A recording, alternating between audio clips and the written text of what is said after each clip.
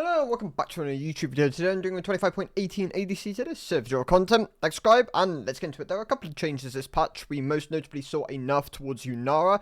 This was kind of awaited at this point. Yunara had gradually been gaining mastery throughout the patches since her release, and with this nerf, she's lost a substantial amount of power, so much that they ended up hotfix buffing her, giving back some of the power they had taken away through base stats. I believe they are still slightly down, like 10 HP down and maybe 1 base AD, but the main nerf was to her E, and that didn't receive any sort of hotfix readjustment, so she has lost a genuine amount of power.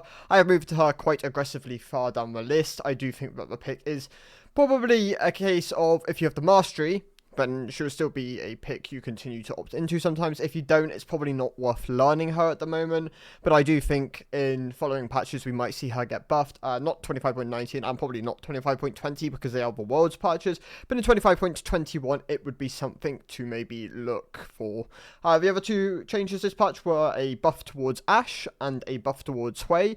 Hui is surprising. Hui was already quite strong, but it was a buff to probably one of the things which could have done with a slight buff, the slipstream on the movement slipstream on, I believe it is the WQ, received a decent amount of power. That combined with an AP ratio buff on the E, he received a substantial amount of power. I think there might be actually one slight other change in amongst that. And then the buff to Ashe was quite good as well. The 0.5 AD growth is meaningful for her. She actually went up quite a bit.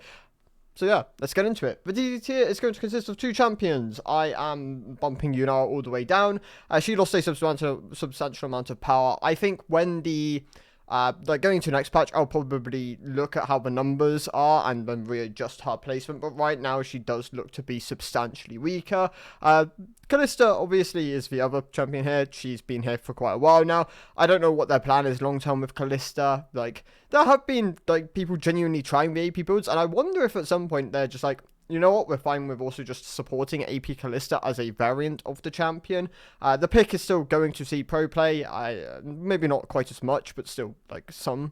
And alongside that, I don't know, she's in a weird state. So I would wait and see with this champion. I just wouldn't recommend even learning her at the moment, because there's probably not a, like, long term, this variation of Kalista will probably end up getting quite heavily changed if they want it to be sustainable for both solo queue and competitive. Moving on to the C tier then, I'm dropping two champions down, and that is Seraphine and Mel. So in the case of Seraphine, she's been under the bar for quite a while now. I probably could have dropped, like, she was like a low B tier last patch on my tier list. I probably could have dropped her all the way down to the C tier. She's just not been in a great state for a while. She's being buffed in 25.19, so that is something to look forward to if you play the champion. But right now, definitely on the weaker side. In the case of Mel, I actually have a fun stat here. It's 15% of players who play Mel max E. E has almost a 3% win rate differential between like E max and Q max. So I'm dropping her down. I really, because like the main way people play the champion is just wrong, or like max the champion is just wrong. It means that the average player just won't be accessing that strong of a champion. So yeah, she's going to be a C tier champion on the tier list for the moment.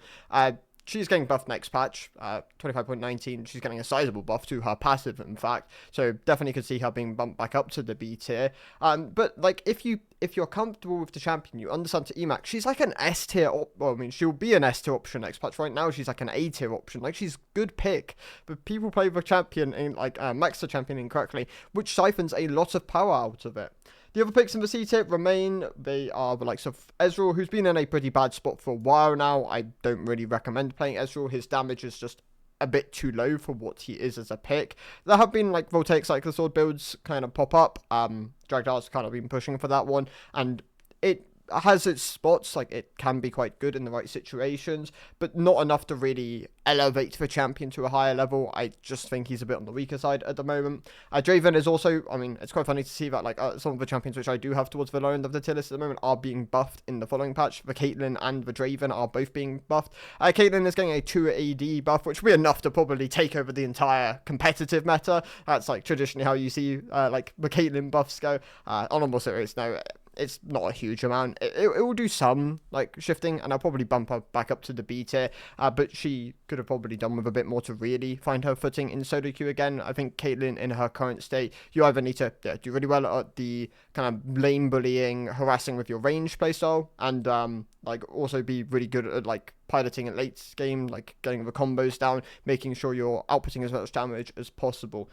If you can't do both, I think the pick just ends up being a bit on the weak side. If you can do both, then you can still get value out of the champion, but yeah, she's not in her greatest state, so I do them in the C tier. The Draven buff is quite nice, though. 10% attack speed on the W, combined with a slight tap up to the base damage of the ultimate, are both meaningful changes. I think Draven will be a pretty legitimate option again next patch if you are looking for like a brute forcey, high damage ADC within the bot lane. Varus has been pretty heavily nerfed at this point. The pick still has the option to go lethality, but lethality looks pretty bad for solo queue.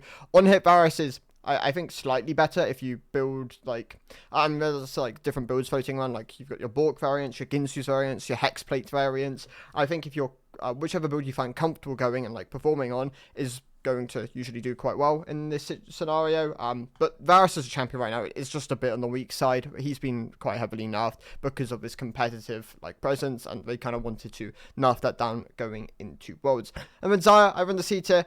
She's just a bit conditional. I think in the right spots, she's actually a really solid B tier pick, even like an A tier option. Like I don't think she's a bad champion at the moment, but her conditional nature does mean that she ends up falling in the C tier at the moment, because I just don't think she's in the most incredible state, like compared to, or like just not in as good of a state as some of the other options higher up this list.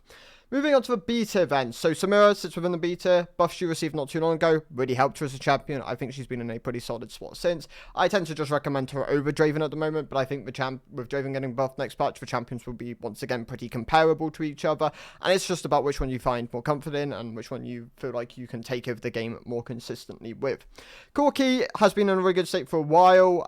He obviously doesn't perform as well for like this like elo bracket. He is an early game skewed marksman, reliant on like understanding how to like maximize like your tempo around the map through like clearing waves really easily. Like he's one of the best marksmen for just like outright one tapping a wave and then like utilizing his effective damage to kind of like play elsewhere is really important with this pick. And they it's the same issue of like Varus back along or just like even recently, where the champion's kit, albeit really good, isn't like as consistently fully utilized in solo queue, which is why the pick just doesn't do as well here. But he's an easy to play champion, and he's an early game bully, and I think that's actually a really good champion to have within your arsenal, so I still do recommend learning him, even though he is being buffed next patch. The buff isn't like huge by any means. It would just like tap him down, and maybe it taps him down to the C tier, but he's still going to be a recommendable champ if you're looking for like an early game, easy to play lane bully.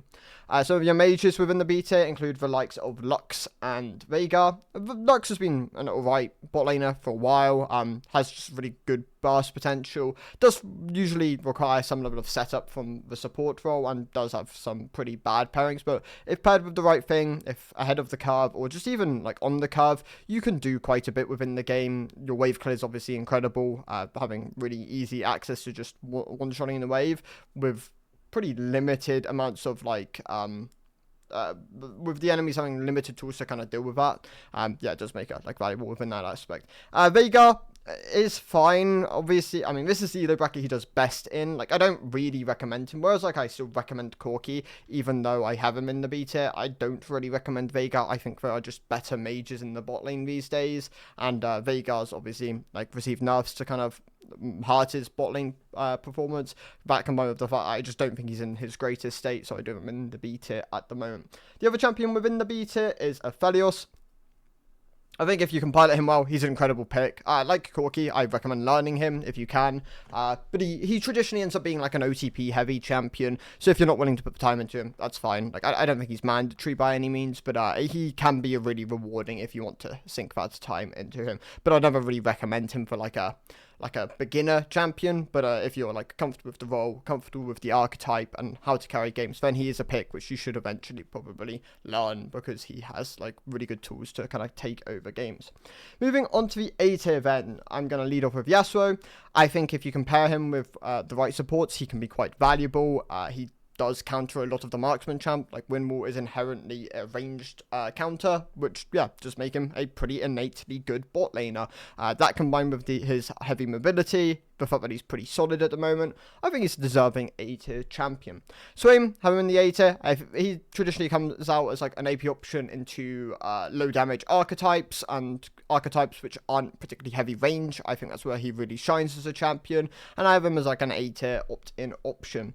Jin's fine. I maybe could drop him down to the B tier. He's not been in the greatest state, like not been in one of his better states for a while, so I don't recommend him quite as much. But I think if you're very comfortable playing the champion, he still performs solid. Like he has really good setup and tools to kind of like he has like utility tools which a lot of other marksmen just don't really have, so I think that can definitely be rewarding, but his DPS and carry potential just isn't as high, so I do think I'm gonna bump him down to the top of the B tier.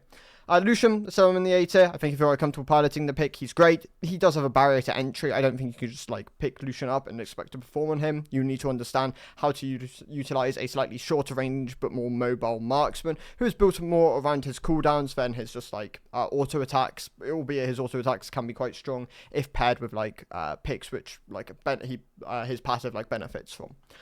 Twitch, have him in the A tier. He's just a good solo queue option. I don't really recommend him because he's like a pretty heavily OTP'd champion, and if you're non-OTP, then the playstyle can be a bit of a barrier to entry. Like he's more of an he's very unique in the way he functions. So I do think A tier is like a fair placement of him, but if you're not comfortable with him, then yeah, you should probably just play one of the other A tier options.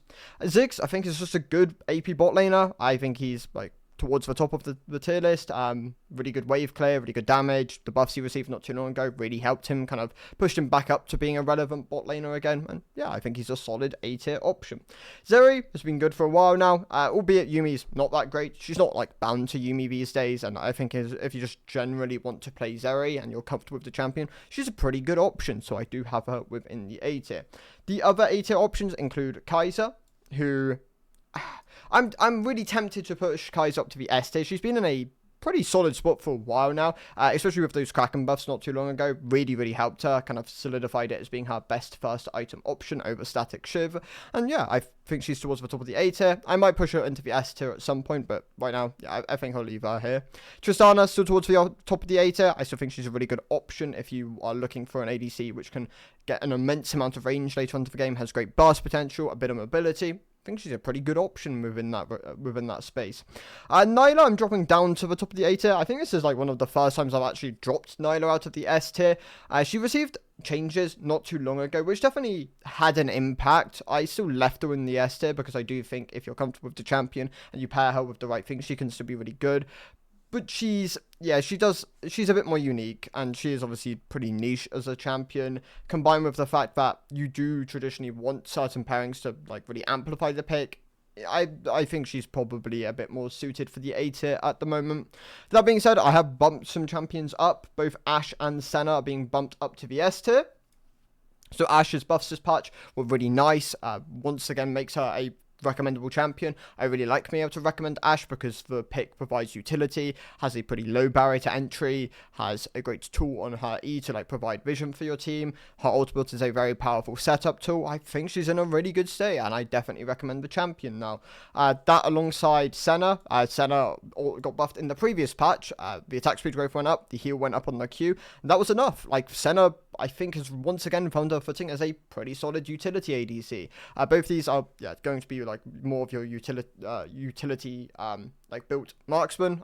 They're not quite as like I mean, albeit you can carry games on these picks, I don't think they're quite as suited for carrying games as like Vayne, for example. I think Vayne's in a great state at the moment, has benefited from just item buffs around her, combined with just like meta shifts have just helped her as a pick. So Vayne, a great solo queue option, especially if it's within this elo bracket. She struggles a bit more the higher up you go because her range is a limiting factor combined with her wave clear, but for this bracket, she's perfect. I think she's a great solo queue option in her current state.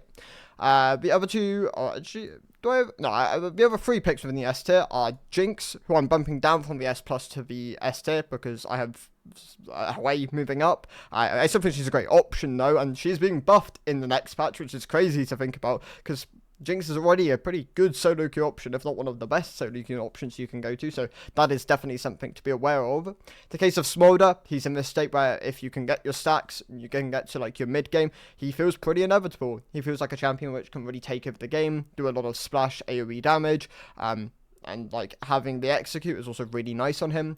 MF's recent buffs also really helped her. If you pair alongside an engaged support, she can really shine as a champion. Her like upfront damage combined with her ultimate are just very powerful tools she has provided to her, combined with like the movement around the map with her W and W passive. Really powerful tools. Korkmore, it's in the S plus tier. Like, the AP ratio buffs really help just traditional Korkmore, and the fact that you have the flexibility to just opt into AP Korkmore if you feel like you need AP within your team, or a bit more AP. Obviously, normal Korkmore has a lot of AP within like his kit, so you traditionally, like 90% of the time, you are just going 80 like standard Korkmore. But like in lanes which feel pretty hard, I think AP Korkmore definitely has a space because you can just play from further back, and that does provide you with some level of safety net. Sivir is being nerfed next patch, makes sense. She's like one of the premier marksmen at the moment. Really easy to recommend her. Her early game's not bad anymore, and she still scales like a monster, has great AoE teamfight damage, great utility through the ultimate, a spell shield for self-peel. Just think she's been in an incredible state for a while now. And then Hui, I'm bumping up to the S plus tier. He was already an S tier mage and like S tier bot laner, and with the buffs, it's just pushed him back up to the pushed him into the S plus tier. I'm surprised they actually gave him as much as they did. I don't think he needed the AP ratio buff on the E. I also don't think he needed the AP ratio buff on like the. I think it was. I want to say passive. It might not have been passive. It might have been another part of his kit. But like I think the slipstream buff is nice. I think that could have just been like a passable buff and probably left him at the top of the S tier, but this was too much. I think he's just too strong in his current state, and definitely one of the premier bot laners at the moment. So those are my thoughts. Thank you guys for watching. I'll see you in the next one. Goodbye.